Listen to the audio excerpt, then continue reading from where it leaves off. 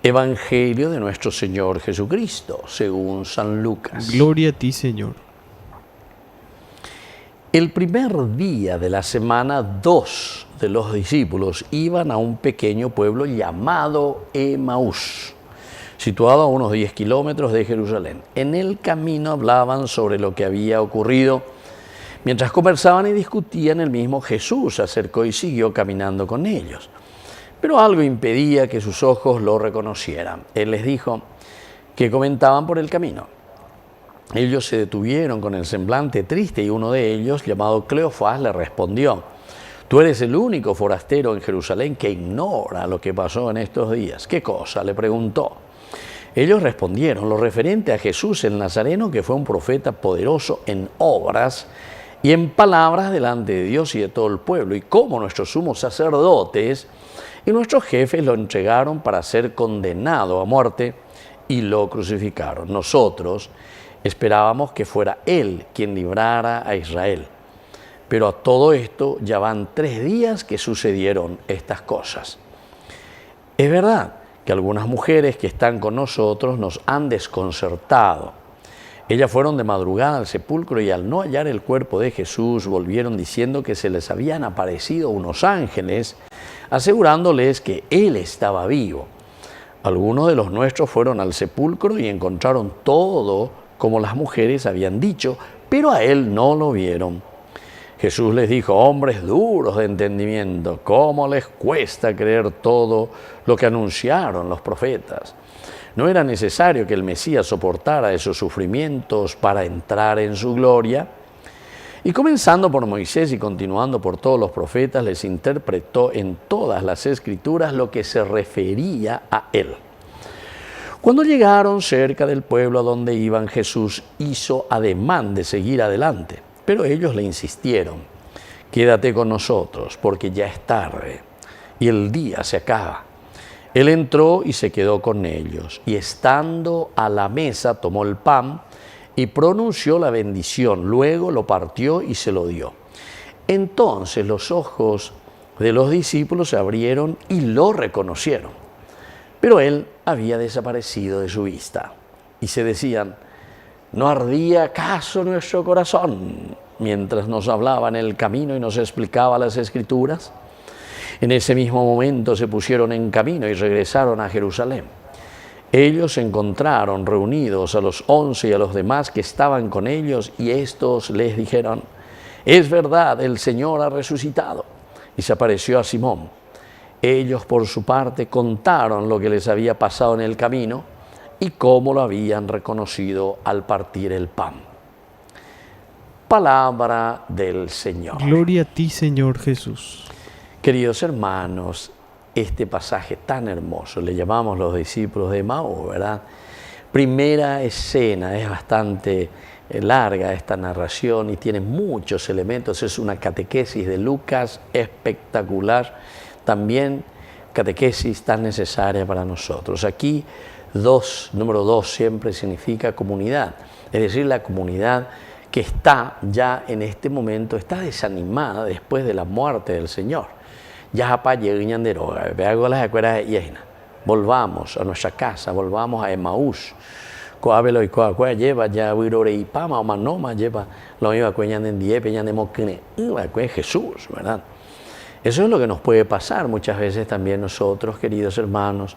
Caminamos, pensamos, queremos hacer el bien, pero después parece, entre comillas, nuestro liderazgo, nuestras acciones, nuestras propuestas, tenemos nuestros momentos de fluctuaciones, de desánimo, y se derrumba también nuestra propuesta. Y bueno, eso es lo que puede suceder y eso es lo que está sucediendo aquí. Y entonces ellos están volviendo hacia Emaús, esta comunidad desanimada, es decir, pero aquí en el camino, interesante también, en nuestra vida de todos los días, ahora estamos, ya queridos hermanos, después de la resurrección, la vida continúa, pero es ahora donde nosotros tenemos que reconocer que Jesús ha resucitado y que Jesús camina ahora a nuestro lado. En esta angustia, en este momento de desánimo, ellos se dan cuenta ahí que Jesús se acerca a ellos y camina con ellos. Y es ahí donde nos interpela. ¿Qué ustedes comentaban por el camino? Y ellos, dice, con semblante triste, uno de ellos, que se llama Cleofás, le responde: tú eres el único forastero de Jerusalén que ignora lo que pasó en estos días. Es decir, ellos están tan seguros, pero ¿seguros de qué cosa? Del fracaso. Vos sos el único que no sabéis lo que pasó.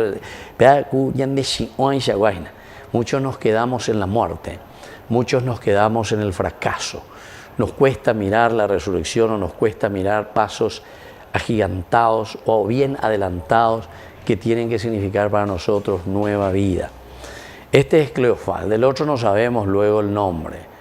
Son dos, uno se llama Cleofás, del otro no tenemos el nombre, porque el otro sos vos, soy yo. Muy interesante la catequesis de Lucas aquí. Tú ignoras todo lo que pasó en estos días,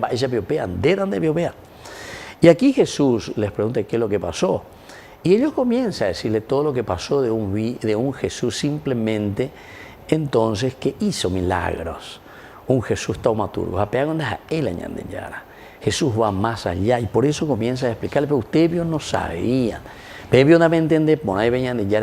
través de los profetas. Les explica, dice, desde Moisés, todo lo que tenía que suceder con respecto a él. Pero aún, esta es otra cosa interesante. No es simplemente la Biblia o la palabra de Dios la que les convence, queridos hermanos. La Iglesia siempre interpretó y le da el segundo paso, que es justamente el compartir. Entonces, es importante conocer la palabra de Dios, pero la palabra de Dios tiene que hacerse realidad. Cuando Él hace la demanda de seguir, ahí está la solidaridad. Ven, quédate con nosotros.